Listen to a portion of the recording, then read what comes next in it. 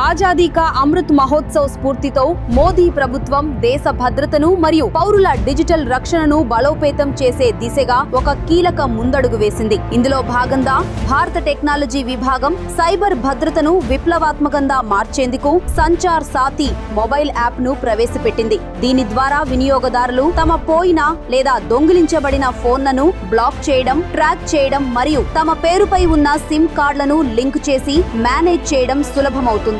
ఈ యాప్ రాజ్యాంగ పరిమితులకు లోబడి వినియోగదారుల వ్యక్తిగత డేటాను సేకరించకుండా కేవలం సైబర్ మోసాలను మరియు నేరాలను అరికట్టడానికి మాత్రమే పనిచేస్తుంది. జపాన్ మరియు దక్షిణ కొరియా వంటి దేశాల్లో కూడా పౌరుల భద్రత కోసం ఇలాంటి చర్యలు అమలులో ఉన్నాయి. ఈ యాప్ వాడకం పూర్తిగా ఆప్షనల్ అయినప్పటికీ దీనికి ప్రజల నుండి మంచి ఆదరణ లభిస్తోంది. ఇప్పటి వరకు 50 లక్షలకు పైగా డౌన్లోడ్లయ్యాయి. అంతేకాకుండా ఈ యాప్ సహాయంతో 37.28 లక్షల దొంగిలించబడిన ఫోన్లు బ్లాక్ చేయబడ్డాయి మరియు 22.76 లక్షల ఫోన్లు విజయవంతంగా ట్రేస్ చేయబడ్డాయి. ఇలా సంచార్ సాథీ యాప్ సక్సెస్ఫుల్ గా దూసుకెళ్తుంది.